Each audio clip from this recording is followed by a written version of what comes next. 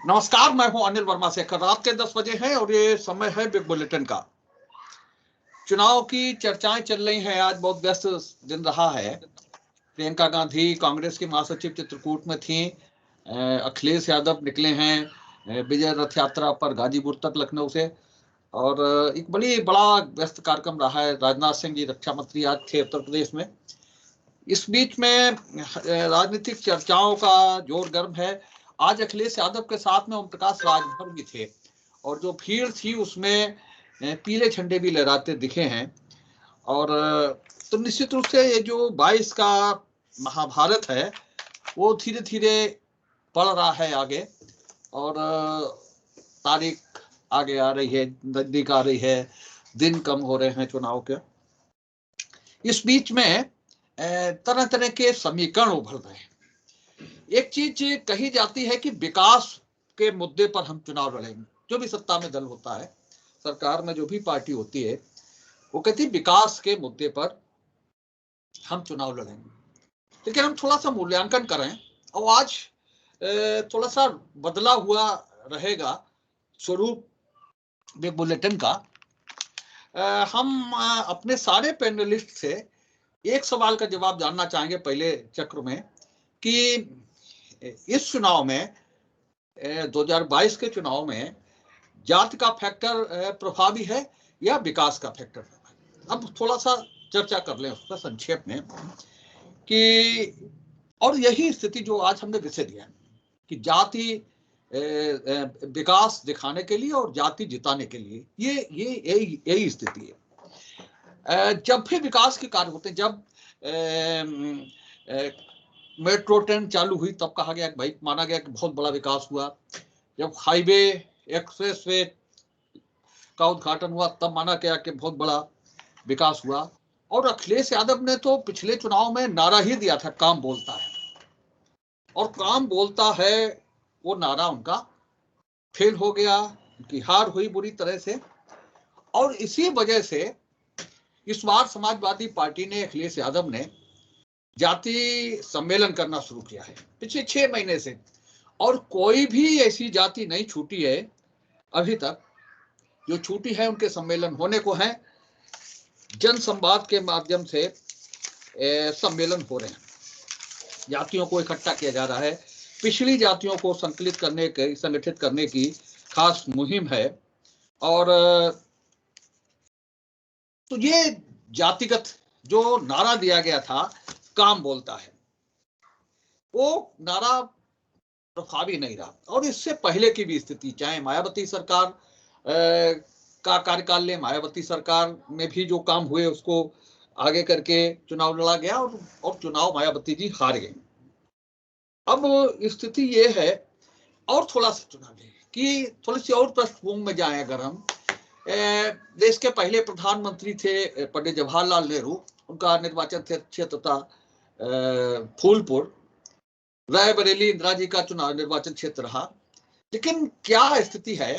स्थिति यही है कि न तो फूलपुर बहुत पूरी तरह से विकसित है और ना रायबरेली नोएडा बन पाया। स्थितियां यही हैं कुल मिलाकर के।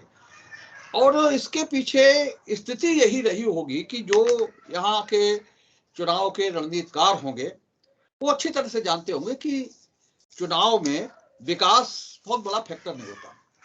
और थोड़ा सा आए पर करीब में आए हम लोग। शीला दीक्षित जी कन्नौज की सांसद बनी और ये कहा गया कि उससे पहले जो भी लोग रहे सांसद रहे, शीला जी का एक अपना अलग स्थान था। वो प्रधानमंत्री मंत्रालय में मंत्री थी। विकास कार्यों की एक श्रृंखला हुई और उसके बाद में शीला दीक्षित चुनाव हार गई और चुनाव जीते छोटे सिंह यादव जी, जो यहाँ के स्थानीय नेता थे, वो चुनाव जीते। तो ये जो विकास का मुद्दा है वो कितना प्रभावी होता है। अब भारतीय जनता पार्टी भी शुरू से कह रही है कि हम विकास के मुद्दे पर चुनाव लड़ेंगे। कार्यक्रम हो रहे हैं। जो उज्ज्वला योजना है उसका पार्ट 2 लागू किया गया है। लाभार्थियों की सूची इनके दफ्तरों में संकलित हो रही है। फोन किए जा रहे हैं लाभार्थियों को। और अभी कल जो उद्घाटन था पूर्वांचल एक्सप्रेसवे का, उसमें स्थिति सामने आई कि सारे लाभार्थी ले जाए गए थे। विभिन्न रोडवेज डिपो से बसें ले जाई गई थी, उन पर लाभार्थी ले जाए गए थे। लेकिन आखिर में चुनाव पहुंच कहां पे गया? अभी तक का चुनाव, अभी राष्ट्रीय कार्यकारिणी की बैठक हुई भारतीय जनता पार्टी की, और उसके बाद में योगी आदित्यनाथ जी वहां से सीधे कहां पहुंचे? वहां जहां पलायन की बात कही गई थी 2016 के बाद में, उस क्षेत्र में पहुंचे जहां बड़े स्तर पर पलायन की बात कही थी। हुकुम सिंह थे वहां के सांसद, और उन्होंने ये बात उठाई थी कि 346 परिवार वहां के जो हैं वो पलायन कर गए। हालांकि बाद में बहुत सी चीजें खुली, बहुत सूची में बहुत से ऐसे नाम थे जो पहले से ही छोड़ चुके थे उस क्षेत्र को। कई मृत लोग थे, कई ऐसे लोग थे जो उस समय भी वहां रह रहे थे। तो ये स्थिति ये 2016 के बाद में सीधे वहां का जो पलायन का इतिहास है उसका याद है। तो कुल मिलाकर के स्थिति ये है कि जो विकास होता है वो जब प्रभावी होता नहीं दिख रहा है, तो हिंदू मुस्लिम की जो परमानेंट चीज है उस पर लागू है। हम लोग जब परीक्षा देते हैं तो कुछ विषय ऐसे होते हैं, कुछ चैप्टर ऐसे होते हैं जिसमें नंबर आने की संभावना, ज्यादा नंबर आने की संभावनाएं, अधिक नंबर या पूरे नंबर आने की संभावनाएं अधिक रहती हैं, जिसमें ज्यादा रहती है। तो ये एक ऐसा प्रश्न पत्र है हिंदू मुस्लिम का जो एक बहुत बिल्कुल सदा सदाया है, बिल्कुल आजमाया हुआ है, और इसमें पूरे नंबर आने की संभावना रहती है। तो विकास का जो मुद्दा है, तमाम सी चीजें, तमाम योजनाएं भाजपा सरकार की, और उनको छोड़ करके मुद्दा कुल मिलाकर के वही केंद्रित हो रहा है। और अगर मुद्दा मिल गया, चाहे जिन्ना का मुद्दा मिल गया या सलमान खुर्शीद की किताब का मुद्दा मिल गया, तो उसे पूरी तरह से उसे पूरी तरीके से उसका लाभ उठाया जा रहा है और उसे जिंदा रखा जा रहा है, जीवित रखा जा रहा है। तो यही आज की बहस का मुख्य मुद्दा है कि विकास बताने के लिए और जाति जिताने के लिए जाति सम्मेलनों का सिलसिला बदस्तूर जारी है। अब अलग चीज है कि बैनर अलग है, कोई जनसंवाद कार्यक्रम उसे कह रहा है, कोई प्रबुद्ध सम्मेलन कह रहा है, लेकिन वो जातिगत सम्मेलन है। और बसपा ने भी ब्राह्मण सम्मेलन के बड़ा उसकी श्रृंखला चली। तो ये कुल मिलाकर के यही स्थिति बन रही है कि जातिगत सम्मेलनों की स्थिति, जातिगत सम्मेलन बदस्तूर जारी है।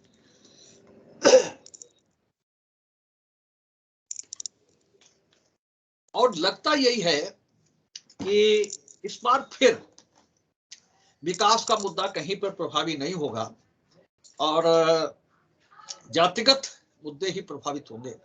और थोड़ा सा जाएं अगर हम लोग तो देखें कि टिकटों का जो वितरण होता है या जो लोग टिकट मांग रहे हैं वो किस तरह से पूरा विश्लेषण करके कि उनकी जाति, उपजाति कितनी, उसके समाज के लोग कितने हैं, पूरी जाति का विश्लेषण करके तब टिकट मांग रहे हैं। आवेदन के साथ वो विश्लेषण अटैच कर रहे हैं, नथी कर रहे हैं, वो देख।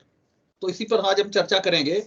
और चर्चा में सीधा सीधा प्रश्न है, ज्यादा चर्चा में भूत भविष्य में मत जाएं, सीधे सीधे बताइए कि इस चुनाव में जो जातिगत मुद्दा प्रभावी है या विकास का मुद्दा प्रभावी है? क्या लग रहा है आपको? आपकी पार्टी में किस ओर जा रही है, किस ओर जा रहा है चुनाव? और जाति का मुद्दा कितना प्रभावी है? विकास का मुद्दा कहां पर छूट गया है? क्या जो जातिगत मुद्दा है, जातिगत मुद्दे की जो बहस है वो विकास के मुद्दे से पीछे छूट गई है? यही सारी चर्चाएं के बिंदु रहेंगे। और सीधा सीधा सवाल ये कि कितना प्रभावी है विकास का मुद्दा, कितना प्रभावी है विकास का मुद्दा, और जातिगत मुद्दा इस चुनाव को कितना प्रभावित कर रहा है, कितने प्रयास हो रहे हैं विभिन्न संगठनों में। इसी से हम चर्चा शुरू करेंगे। आज भारतीय जनता पार्टी से डॉक्टर मुकेश सिंह जी हैं, भाजपा के वरिष्ठ नेता, और श्रीमती श्वेता दुबे हैं महिला मोर्चा से, गोपाल पालीवाल जी हैं, नमस्कार आप सब लोगों को। नमस्कार। पालीवाल जी हैं कमालगंज से जुड़े हैं, समाजवादी पार्टी से अनिल गंगवार जी हैं, शशांक मिश्रा जी हैं पार्टी के वरिष्ठ नेता, और कांग्रेस वरुण त्रिपाठी। ये पैनल है आज का। और शुरू करते हैं इसी के साथ में आज की इस चर्चा को कि विकास विकास बताने के लिए और जाति जिताने के लिए। अनिल गंगा जी। जी शेखर भाई, आपका जो विषय है वास्तव में ये सच है कि विकास तो कहने के लिए है और विकास पर कोई चुनाव नहीं हुआ है। और जो कहते हैं लोग कि हम विकास पर लड़ रहे हैं, वो झूठ बोल रहे हैं, क्योंकि विकास पर लोग वोट ही नहीं देते हैं। अगर विकास पर वोट देने लगे तो नेताओं को बहुत कुछ सोचने के लिए मजबूर होना पड़ेगा। है क्या, सब अपनी अपनी जातियों को इकट्ठा करते हैं और ये तय हो जाता है उसमें कि कौन सी जात किधर जाएगी। फिर ये लोग ये सोचते हैं ये जातियां मेरे साथ इतनी इतनी जातियां और जोड़ लो, तो उनको ये दिल से छूने वाली बातें उनके सामने रखी जाती हैं। जैसे एक मुद्दा हिंदू मुस्लिम का, अभी जैसे जैसे आप चुनाव आगे बढ़ेगा आप देखिए विकास की बात खत्म हो जाएगी। अभी ये लोग कह रहे हैं मेट्रो की बात, मेट्रो हमने भी बनाई, मेट्रो इन्होंने भी बनाई, एक्सप्रेस इन्होंने बनाया तो हमने भी बनाया। फर्रुखाबाद में देख लिया, हमने पुल बनाया, हमने सड़कें बनाई, इन्होंने कुछ नहीं बनाया। लेकिन इस पर तब भी हम हार गए। तो ये चीजें नगण्य हो जाती हैं जब हम किसी के दिल को छूते हैं और जातीय एक ऐसी भावना फैलाते हैं। मैं आपको बताना चाहता हूं, देखिए पिछला चुनाव 2 बात पर सिर्फ हम हार गए, विकास पर नहीं हारे। और विकास की आज तक कोई चर्चा समाजवादी पार्टी की नहीं करता। क्या करते हैं देखो, कि पहले करेंगे वो यादव की बात कि यादव सब गुंडा है और देखो जे दिनों में लूट लेते हैं, ये बात फैलाते हैं।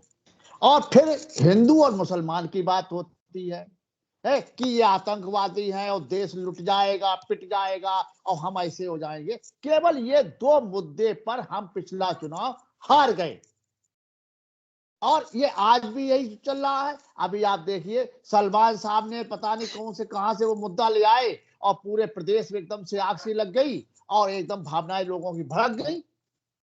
तो ये आपकी बात 100% सही है, मैं समर्थन करता हूं कि विकास नगण्य और जात 100% सही। और आप देखिए जो सम्मेलन चल रहे हैं, चाहे वो वैश्य सम्मेलन हो, चाहे कुर्मी सम्मेलन हो, चाहे ब्राह्मण सम्मेलन हो, और इसके नाम चाहे कुछ भी चर्चा में दे दो, लेकिन सबका एक मूल उद्देश्य यही है कि ये मेरे साथ आ जाए और इनका बहुमत में वोट हमें प्राप्त हो। और उसी से ये लोग आंकड़े निकालते। अच्छा, जब टिकट देते हैं तो ये देखते हैं कि जिसे हम टिकट देते हैं उसका कितना वोट बैंक है और उसके साथ कौन कौन सी जातियां खड़ी होंगी, क्या ये जीतने की स्थिति में है या नहीं है। और कोई तीसरी बात वहां नहीं देखी जाती है। अगर ऐसा होने लगे, विकास भी सबको, विकास का एजेंडा हो जाए, विकास की फेहरिस्त हो जाए कि तुमने क्या काम करे, हमने क्या काम करे, जनता इनको नहीं देखती है। मैं आपको एक उदाहरण से समझाना चाहता हूं।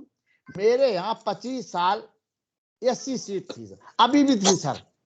और जैसे हमारे यहाँ आधा वोट मुस्लिम है और आधा SC सीट थी, हिंदू मुसलमान और इसकी बात तो नहीं होनी चाहिए थी, लेकिन अपने अपने SC कैंडिडेट लोगों ने खड़े कर लिए है। और जिधर जो क्या हुआ, फूट के कारण जो है, जिसके जो ज्यादा कैंडिडेट खड़े हो गए वो हार गए और जिधर एक ही कैंडिडेट खड़ा था और पूरा पूरा वोट विभाजित हो गया। कोई विकास का मुद्दा नहीं रहा, कोई किसी बात का नहीं, सब जात का कि ये मेरा आदमी है, हम इसे लड़ा रहे, सब लोग इकट्ठा हो गए। हाँ जी भाई साहब, देखिए आपने बहुत ही इंपॉर्टेंट टॉपिक आज उठाया, इसके लिए आपका धन्यवाद। आप देखिए कि विकास आने वाले समय में 2022 का जो चुनाव के लिए बिल्कुल बच चुका है और 2022 का जो चुनाव होगा उसमें विकास की जो शुरुआत की गई सत्ताधारी दल द्वारा, ये कहीं ना कहीं पूरी तरीके से हमें आपको गायब नजर आएगा। और इसमें जातिवाद, क्षेत्रवाद और हिंदू मुसलमान, ये अभी हमको देखने के मिलेगा, क्योंकि पिछले काफी समय से कहीं ना कहीं कट्टरता के ऊपर जो स्टेटमेंट आ रहे हैं वो कहीं ना कहीं राजनीति का गिरता हुआ इस तरह। आप देखिए स्वयं भाजपा के अंदर केशव प्रसाद मौर्य जी हो, लक्ष्मीकांत वाजपेयी जी हो या गृह राज्य मिश्रा जी, इन्हें अपने अपने क्षेत्र से साहब, अभी गृह राज्य मंत्री जी को भी साहब गृह राज्य मंत्री साहब बनाया गया सेंट्रल में। तो कहीं ना कहीं जाति बिरादरियों को साधने का एक सीधा साधा तरीका है। दूसरी चीज आप देखिए, भाजपा ने अभी 32 बिरादरियों के साथ सम्मेलन किए। साहब, विकास अगर इतने ही बड़े पैमाने पे किया था तो सत्ताधारी दल को 32 बिरादरियों के साथ सम्मेलन करने की जरूरत क्या पड़ी? दूसरी चीज, अभी रोडवेज की बसों से लाभार्थियों को साहब ले जाया गया। अगर जनता को साहब लाभ इतने बड़े पैमाने पे मिला है तो साहब उन्हें ले जाने की जरूरत क्या थी? साहब वो तो आपको वैसे ही वोट दे देते, विकास के नाम पे ही साहब आपको वोट दे देते। तो कहीं ना कहीं विकास का मुद्दा हमें आपको गायब होता हुआ नजर आएगा। और बिल्कुल सही कहा आपने कि जो क्वेश्चन पेपर है, प्रश्न पत्र, ये हिंदू मुसलमान के ऊपर साहब बहुत सूट करता है सत्ताधारी दल को, और उसमें इनके 100 में से 100 मार्क्स मिलने की संभावना रहती। तो वो ही सब अभी हम लोगों को परिस्थितियां आगे देखने को मिलेंगी, और इसलिए विकास का मुद्दा कहीं ना कहीं गायब होता हुआ नजर आएगा। शशांक दूसरा। जी शेखर भैया, देश की राजनीति में विकास कभी मुद्दा रहा ही नहीं है, और भारतीय जनता पार्टी हमेशा से ही इस तरीके की राजनीति करती रही है कि हिंदू को मुसलमान से लड़ाया जाए, देश की गंगा जमुनी तहजीब को किस तरीके से सांप्रदायिक माहौल का रंग देकर खराब किया जाए, और उसका लाभ ये लोग हमेशा ही लेते रहे हैं। देश में जिस भी राज्य में भारतीय जनता पार्टी ने सरकार बनाई है, वहां कभी भी इनका विकास का एजेंडा नहीं रहा। इनका एजेंडा हमेशा यही रहा कि किस प्रकार हिंदू मुस्लिम की बात कर कर लोगों को बहलाया जाए, फुसलाया जाए और उनके वोट हासिल किया जाए। समाजवादी पार्टी ने 2012 से लेकर 2017 तक के कार्यकाल में विकास के ऐतिहासिक कार्य किए, लेकिन जब 2017 का विधानसभा का चुनाव आया तो हमारे पार्टी के राष्ट्रीय अध्यक्ष आदरणीय अखिलेश जी ने विकास के नाम पे ही वोट मांगे। लेकिन भारतीय जनता पार्टी के लोगों ने प्रदेश में एक ऐसा माहौल बनाया कि इन्होंने विकास का मुद्दा बिल्कुल ही गायब ही कर दिया, और इसीलिए समाजवादी पार्टी की हार हुई। लेकिन हम आज भी कहते हैं कि हमारा काम आज भी बोलता है। चलिए श्वेता जी।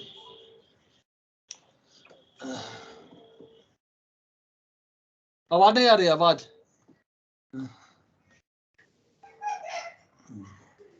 आप सबको नमस्कार। मैंने पूर्व वक्ताओं की बातों को सुना है। आप कह रहे हैं कि भाजपा के काल में विकास नहीं हुआ है, प्रधानमंत्री काल से थोड़ा और आगे बढ़िए। मुद्दा ये है कि इस चुनाव में जातिगत मुद्दा जो है वो प्रभावी रहेगा या विकास प्रभावी रहेगा? विकास का मुद्दा रहेगा। और भाई साहब, भाजपा का हमेशा विकास का ही मुद्दा रहा है, तभी तो गुजरात हमारा प्रगति का मॉडल है, विकास का मॉडल रहा है। और अगर हम लोग जातिगत आधार पर चुनाव लड़ते हैं हम भाजपा वाले, तो हमारे मोदी जी गुजरात से कहीं से लड़ते, बनारस नहीं आते। हमारे राजनाथ सिंह का बेटा नोएडा से चुनाव लड़ता है। मतलब हमारे लिए क्षेत्र विशेष नहीं महत्वपूर्ण है, हमने विकास किया है इसलिए हम कहीं से भी चुनाव लड़ सकते हैं। और जाति और धर्म की राजनीति सपा और बसपा में होती रही है, और इसका ठीकरा भाजपा के सर पे फोड़ने का प्रयास ना करें। धर्म की राजनीति भी आप ही लोगों से स्टार्ट होती है, तो हम हिंदुत्व की बात करते हैं, ये हम खुल के करते हैं। हिंदुत्व धर्म नहीं है, हिंदुत्व एक विचारधारा है, और हम इस बात को स्वीकार भी करते हैं। और हम तो सबका साथ सबका विकास लेके चले हैं, हमने किसी जाति विशेष की उन्नति नहीं करी है। हमने उज्ज्वला गैस हुआ, प्रधानमंत्री रोजगार योजना हुई, ये एक्सप्रेस वे। अब आप लोग खुद महसूस करिए, जब आप इस प्रदेश में या देश में कहीं भी जाते हैं तो आप देखते नहीं है कि हमारा भारत बदल रहा है, हम एक नई दिशा में एक नए भारत की ओर कदम रख रहे हैं। अब ये अलग बात है भाई साहब कि हम इसको स्वीकार ना करें, लेकिन सच्चाई यही है। और हमारा अगला चुनाव भी विकास के मुद्दे पर ही होगा, और हमने विकास भरपूर कराया है, इसका हमको किसी को जवाब देने की आवश्यकता नहीं है। जनता इस बात को स्वयं समझ रही है। और इस क्षेत्र में गुजरात मॉडल देख लीजिए, बनारस देख लीजिए। 2016 के बाद में फिर कैराना क्यों याद आ रहा है मुख्यमंत्री को? अगर विकास कैराना नहीं याद आ रहा है भाई साहब, वो उस विश्वास को भरोसा बरकरार रखने के लिए कैराना गए हैं, किसी जाति विशेष का वोट लेने कैराना नहीं गए। जब वहां से पलायन हो रहा था, और ये बताने के लिए कि इस प्रदेश में प्रत्येक जाति धर्म समुदाय के लोग सुरक्षित हैं। किसी विशेष जाति का तुष्टिकरण नहीं किया जा रहा है राज्य सरकार की तरफ से, जैसा कि पूर्व की सरकारों में होता रहा है। और सिर्फ यही नहीं, महिलाओं का पूर्ण उन्नयन हो रहा है। हमारा देवी के 9 स्वरूपों के रूप में महिलाओं का प्रबुद्ध सम्मेलन चल रहा है, हमारे महिला मोर्चा का भी। तो भाई साहब, हम जाति की बात तो कहीं करते ही नहीं है, हम तो सिर्फ विकास की बात कर रहे हैं, और वो भी अकेले किसी जाति या धर्म की नहीं, सबका साथ सबका विकास। और इसी के आधार पर हमने वोट मांगा है, आगे भी हम वोट मांगेंगे। और निश्चित रूप से हमने विकास किया है तो हम दोबारा सरकार बनाएंगे। निश्चित रूप से 2022 में भाजपा दोबारा सरकार में आ रही है। हमारा मुख्य मुद्दा विकास है, जाति नहीं, क्योंकि सपा कर रही है जातिगत सम्मेलन, भाजपा कहाँ कर रही है। जी बोलिए बोलिए। शेखर जी, भारतीय जनता पार्टी विकास पर के मुद्दे पर जो वोट मांगने की बात कह रही है, उसका उदाहरण 2019 में पेश भी हो चुका है। क्योंकि हमने जो विकास किया है, जाति विशेष के लोगों का विकास नहीं किया है। और भारतीय जनता पार्टी में सभी जातियों के लोग समाहित है, इसलिए लोगों को यह विश्वास हो चुका है कि भारतीय जनता पार्टी एक ऐसी पार्टी है जिसमें सभी जाति व सभी धर्म के लोगों के साथ एक सा व्यवहार करते हुए सबका साथ सबका विकास सबका विश्वास का नारा जो धरातल तक उतारा है, उसमें कहीं पर भी कोई चोट नहीं है। इसलिए हम विकास के मुद्दे पर इस बार फिर 2019 की तरह, जैसे बुआ भतीजे के चक्रव्यूह को तोड़ते हुए 2019 में हमने विजय प्राप्त की, उसी तरीके से 2022 का चुनाव भी हम निश्चित जीतेंगे, इसमें कोई दो राय नहीं है। चलिए डॉक्टर साहब। शेखर जी, हमारे प्रवक्ताओं ने कहा, मैं उनसे संबद्ध सबसे पहले होना चाहता हूँ। भारतीय जनता पार्टी की जो सरकारें हैं, उन सरकारों का एक ही मुद्दा है, तेरा वैभव अमर रहे माँ दिन दो चार रहे न रहे। हम केवल प्रदेश के विकास की बात नहीं करते, हम केवल देश के विकास की नहीं बात करते हैं, पूरी मानवता के विकास की बात। हमने, जैसा आपने कहा कि समाजवादी पार्टी ने विकास कराया, वो सत्ता में नहीं आ पाई, बहुजन समाजवादी पार्टी ने विकास कराया, वो सत्ता में नहीं आ पाई। हम आपको याद दिलाना चाहते हैं कि 2007 में बहुजन समाजवादी पार्टी की सरकार बनी थी, उनका विकास कहाँ था? उनका विकास लखनऊ में था, मूर्तियां लगवाने में था, पत्थर लगवाने में था, इमारतें बनवाने में था, और वसूली करके अपनी कंपनियां बनवाने। जनता देख रही थी, इसलिए 2007 की सरकार 2012 में धराशायी हो गई। विकास नाम का कोई ऐसी चीज नहीं थी। समाजवादी पार्टी के शासनकाल में विकास की बात आपने की, कहाँ विकास हुआ? निर्माण इकाई की 10-10 इकाइयां थी उत्तर प्रदेश में, 9 इकाइयां सेफई में लगी हुई थी। 3 जिलों का विकास हो रहा था, 3 जिलों को बिजली मिल रही थी। बाकी उत्तर प्रदेश में विकास की कहीं कोई दिखाई नहीं पड़ती थी।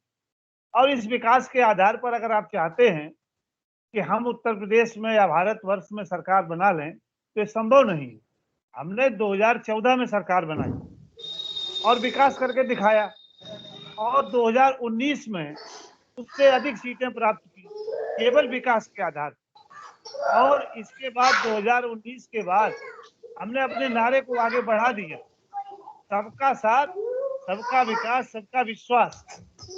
और वो इसलिए बढ़ा दिया कि हमने पूरे उत्तर प्रदेश में, पूरे भारतवर्ष में जो भी काम किए हैं, जाति धर्म के आधार पर नहीं किए। अभी एक आरोप लग रहा था कि भारतीय जनता पार्टी ये कहकर के चुनाव जीतती है कि यादव समाजवादी पार्टी में यादव लोगों की गुंडागर्दी है, या दूसरा नारा कहकर के करती है कि मुसलमानों के द्वारा आतंक फैलाया जाता है। ये कांग्रेस का भी आरोप भारतीय जनता पार्टी का। हम आपसे पूछना चाहते हैं कि 5 वर्ष के दौरान उत्तर प्रदेश की सरकार के शासनकाल में कितने हिंदू मुस्लिम दंगे हुए? या फिर आपने जैसे अभी कहा कि कैराना क्यों चले गए मुख्यमंत्री जी, हम तो कश्मीर भी गए, जहाँ 1966 से लेके 1990 तक कश्मीरी पंडितों को मार मार के उनकी इज्जत आबरू लूट करके भगाया गया, हमने वहां भी स्थितियां संभाली। हम किसी के खिलाफ नहीं हैं, लेकिन संस्कारों के विरुद्ध भी नहीं जाना चाहते हैं। धर्म से चला आया है उसको तोड़ दिया जाए। कांग्रेस पार्टी की राजनीति कर आधे हिंदुस्तान को तुष्टीकरण में घुसा, हमने उसको बचाने का प्रयास तो आज भी कर रहे हैं, कोशिश कर रहे हैं कि पूरे देश अमन चैन कायम रहे। हमारे प्रधानमंत्री का सम्मान नेपाल में मुस्लिम महिलाएं भी करती। हमारे यहाँ सब जातियां वोट दी, कोई जातवाद का नारा नहीं है। राशन बट रहा है, सबको मिल रहा है, दूसरी योजनाओं का फायदा मिल रहा है, सबको मिल रहा है, उज्ज्वला योजना का लाभ मिल रहा है, मुस्लिमों को भी मिल रहा है। इसलिए हमें जरूर कहते हैं कि हमने पूरे उत्तर प्रदेश का विकास किया, ठीक है पूरे देश का विकास किया। अनिल जी बताइए। एक मिनट भाई, देखिए शेखर भाई, इसलिए अनिल जी एक मिनट और तो चाहेंगे। इसलिए हम कहना चाहते हैं कि 2017 के चुनाव में हम जीते थे, 2017 के काम के आधार पर 2022 में चुनाव में आएंगे और हमारा विकास मुद्दा रहेगा, जात मुद्दा ना था ना आगे रहेगा, और हम बहुमत से जीतेंगे। देखिए शेखर भाई, इन्होंने कहा कि दंगे होते थे। एक आपको ध्यान होगा, कासगंज में एक दंगा हुआ था और उसमें एक लड़का मारा भी गया था। उस दंगे को कराने वाला कौन था? क्या था? वो दंगा नहीं था। हाँ क्या था?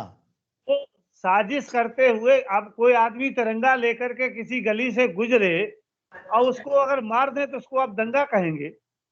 ये कहाँ का न्याय है बताइए आप? नहीं, संवेदनशील क्षेत्र में तिरंगा लेकर जाने की आवश्यकता थी। सुनिए आप, नहीं निकले आप मार सुनिए, था ही नहीं। आप मेरी बात सुनिए। देखिए आप मेरी बात सुनिए, आप तिरंगा लेकर आप गए, लेकिन कहीं उपद्रव करने का आपको अधिकार प्राप्त नहीं है, ठीक है? आप दंगे को जन्म देने वाले लोग हैं और इसीलिए ये बातें फैली हैं। इसकी सच्चाई में जाइए। मैं कभी राजनीति की बात नहीं करता हूं, में जब सरकार, लेकिन आप जिस जगह गया वो लड़का, जहां आपने के लोगों ने उपद्रव किया है, तो उसका क्या अर्थ था? क्यों गए? आप तिरंगा भाई उसके घर में क्यों लेके गए? अच्छा, इसका मतलब तिरंगा लेकर के हम उस जगह नहीं जा सकते? अरे तिरंगा लेके आप जहाँ चाहो घुस जाओ, जिसके चाहो घर में घुस जाओ, ये कौन सी बात हुई? नहीं, आप देखिए आप प्रबुद्ध वर्ग के लोग हैं। आप देखिए प्रोफेसर साहब, आप प्रबुद्ध वर्ग के लोग हैं, सच्चाई को जानिए। मैं इसलिए उस पॉइंट की बात कर रहा हूँ कि आपने कश्मीर के चौक पे तिरंगा फहराया, बहुत अच्छी बात है। उसको भी लेकर चलना, इसको नहीं, अरे चले, देखिए ऐसा चले ना चले, देखिए कहीं पर भी किसी के मोहल्ले में आप जाकर उपद्रव करेंगे तो लड़ाई झगड़ा बढ़ेगा। रास्ते आप ऐसा नहीं है, आप सर्वोच्च का कानून आपके हाथ में नहीं है, और उस बात को मानिए। और आप लोग एक बात कहते हो हमेशा, हर स्टेट में देखिए शेखर भाई, ये लोग कहते हैं साइफाई का विकास, कहते नहीं कहते? विकास हो रहा नहीं हुआ, साइफाई मेडिकल कॉलेज बना नहीं बना, स्टेडियम बना नहीं बना, उसे विकास कहेंगे या विनाश कहेंगे? केवल आप ये एक संकेत करते हैं कि वहां पर मुलायम सिंह ने अपनी साइफाई का विकास कर लिया। सुनिए, और मुकेश जी, प्राचार्य जी, एक बात का उत्तर दे दीजिए। अब फर्रुखाबाद पे सुनिए, आप फर्रुखाबाद पर आ जाइए, केवल फर्रुखाबाद पर आप कोई एक काम मुझे गिना दीजिए, केवल 50 करोड़ का, जो आपके फर्रुखाबाद में हुआ हो। अभी 3 दिन पहले की खबर बता रहा हूं आपको। आप सुनिए, बरेली से बेवर रोड है, मेरी बात सुनिए। आप एक काम बताइए ना, आप एक काम, हमने सुनिए, हमने 100 करोड़ का एक पुल बनाया। आप एक सड़क बता दीजिए जो आपने फर्रुखाबाद में बनाई हो, बताइए। कौन सी सड़क नहीं बनी भाई? अरे मैं आपको उदाहरण दे रहा हूं जो नहीं बनी। अभी 3 दिन पहले अखबार ने खबर छापी, बरेली से बेवर रोड गड्ढे ही गड्ढे हैं, और जब वो खबर छप गई तो आज वो गड्ढे भरे जाने लगे। आप मुकेश राजपूत जिस सड़क पर रहते हैं, आप उस पर निकल जाइए, आपने कौन सी गड्ढा मुक्त सड़क की? आप फरुखाबाद रोड पर आ जाइए, आप ढिलावल में आपका केंद्र सरकार ने पुल बनवाया, उसकी हालत देख लीजिए। आप एक काम बता दीजिए फरुखाबाद जनपद के विकास का। फरुखाबाद में समाजवादी पार्टी ने क्या किया, सो बता दीजिए आप। 100 करोड़ का पुल बनाया हमने, ढाई घाट का। कौन सा 100 करोड़ ढाई घाट का पुल फरुखाबाद जनपद के नाम का वो भी नहीं बना भाई साहब। अरे उसको भी और बताने वाले मार्ग बता दिया। अरे कैसी बात कर रहे हो आप?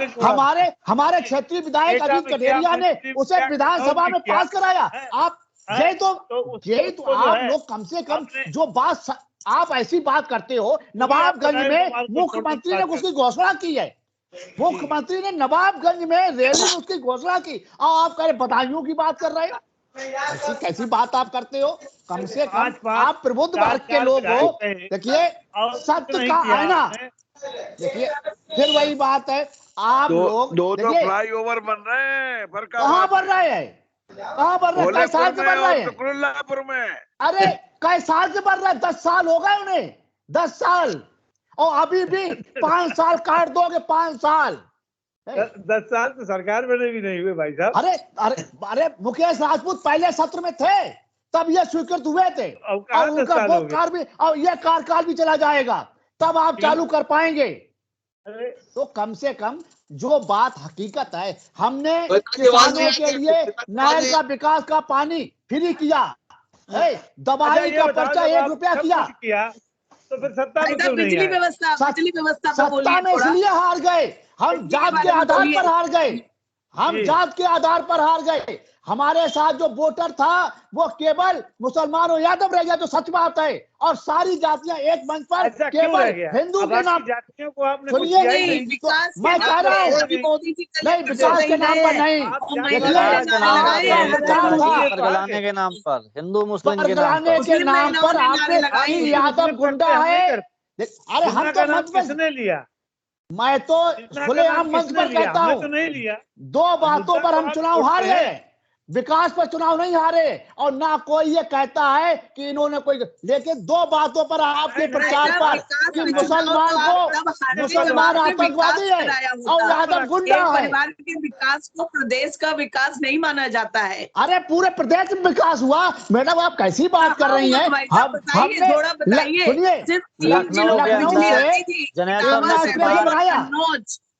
देखिए हम गिना रहे हैं आपको, मैं एक्सप्रेस वे बनाया, एक प्रदेश में एक एक्सप्रेस वे आपने बनाया, तो एक एक्सप्रेस वे हमने बनाया। कानपुर में मेट्रो आपने चलाई, लखनऊ में मेट्रो हमने चलाई।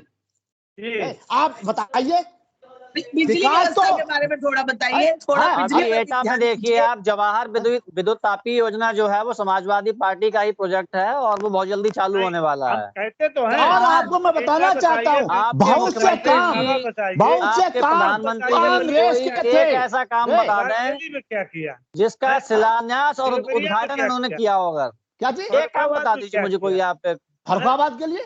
आप अरे मैं इतनी सड़कें गिरा दूंगा कि उसकी लिस्ट दे दूंगा आपको। देश का विकास नहीं हो सकता। भाई साहब 1 मिनट, एक मिनट बस मुझे समय दीजिए। हाँ बोलिए। देखिए कि मैं भाजपा के अपने साथियों को सुन रहा था, बिल्कुल सही कहा कि विकास बिल्कुल 2014 से पहले कुछ हुआ ही नहीं, 2014 के बाद सब कुछ इसके लिए बहुत शुभकामनाएं। हाँ पहली चीज सब हवाई अड्डे इन्होंने बना दिए वरुण जी, भाई साहब सारे पुल इन्होंने बना दिए हैं। भाई साहब 1 मिनट सुन लीजिए।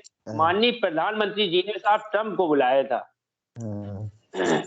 उसके बाद आप देखिए कि जहां से वो आते हैं वहां साहब इतना जबरदस्त विकास किया गया कि अमेरिकी राष्ट्रपति को हिंदुस्तान की गरीबी छुपाने के लिए कहीं ना कहीं मोदी जी को साहब उस झोपड़पट्टी और गरीबी बस्ती के आगे साहब दीवार उठानी पड़ी। कितने किलोमीटर की देन थी, ये देन किसकी थी? आप सब भाई हम 2 दिन में गरीबी नहीं दूर कर सकते, जब आप 70 सालों में नहीं कर पाए तो 2 दिन में हम झोपड़ी हटा के वहाँ महल बनवा दे।